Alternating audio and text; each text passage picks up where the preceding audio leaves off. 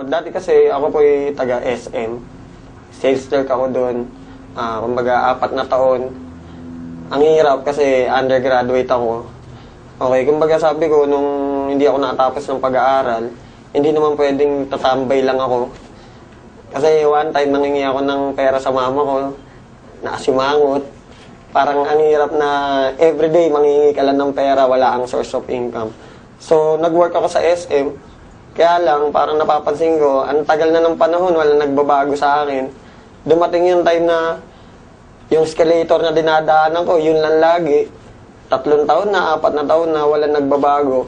So, naghanap ako ng paraan, kumbaga paano magbago yung buhay ko. Naimbita ako ng kaibigan ko, si Philip J. Una, hindi ako naniniwala sa kanya. Ang tagal niya ako iniimbita, pero wala kasi sa SM, syempre, 8 oras ka nakatayo. Kumbaga, pag day off ko, nagsisinungaling na lang ako, kunwari may lakad ako para hindi ako makapunta sa kanya.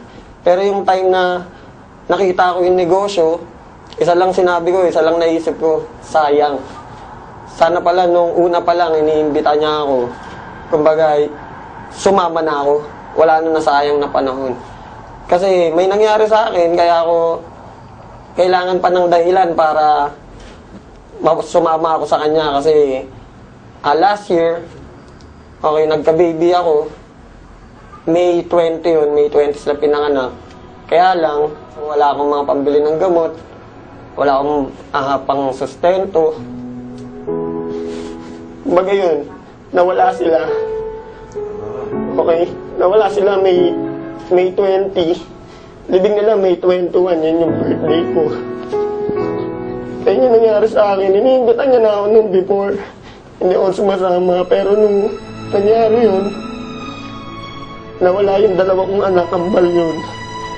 Sabi ko, hindi pwedeng maulit yan sa akin kasi sabi ko nga magulang mo mag-abroad, masakit para sa'yo, di ba?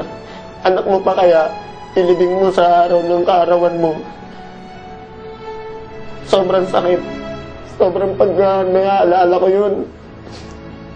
Isa lang na sabi ko, buti na lang ngayon, kaya ko na.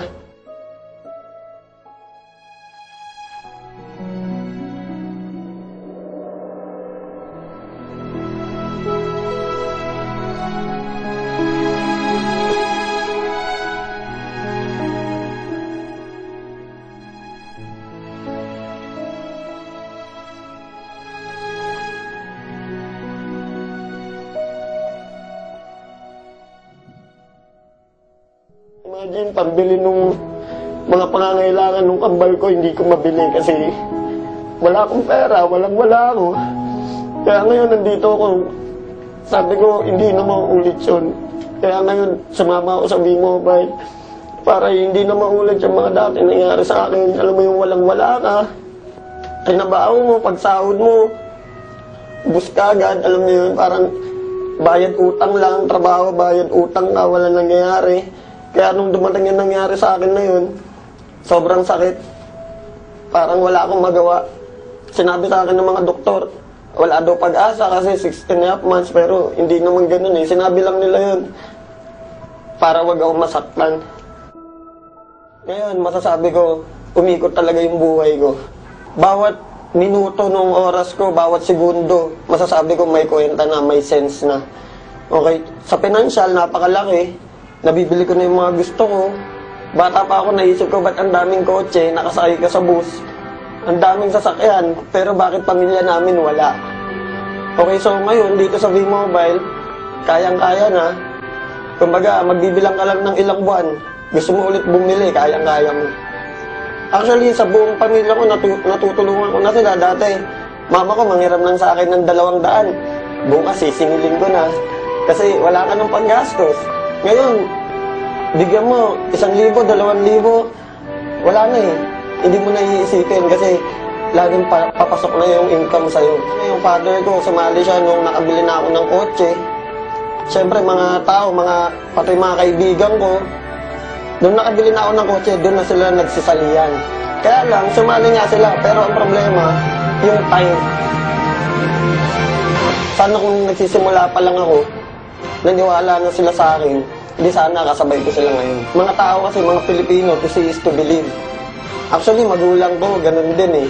Nung sinabi ko sa kanila yung negosyo, inintay pa nila na magka-resulta ako. Ayaw pa nga ako pag-resignin ng mama ko sa SM kasi sayang daw yung 13th month. Ma-advise ko lang, magtiwala ka. Kasi yun lang naman ginawa ko. Nagtiwala lang talaga ako. Unang-una kasi pwede mo isipin na imposible. Pwede mo isipin na walang mangyayari sa'yo dito. Pero once na inisip mo yun, talagang wala. Isipin mo lang na kaya mo. Magtiwala ka sa mga taong nakapaligid sa'yo. Ako, sobrang laki ng papasalamat ko sa mga grupong nakapaligid sa akin. Techno Royal, Prestige, Triad, okay sila Martin, Elite. Okay kami dito kahit hindi kami magkakagrupo. Pamilya kami lahat. Nandyan sila, aalalay sila para sa'yo. Sobrang nagpapasalamat po ako sa V-Mobile. Kasi sa totoo lang, nung pag nagdadrive po ako ng kotse, ako lang isa iniisip ko, paano kaya kung wala ako sa V-Mobile?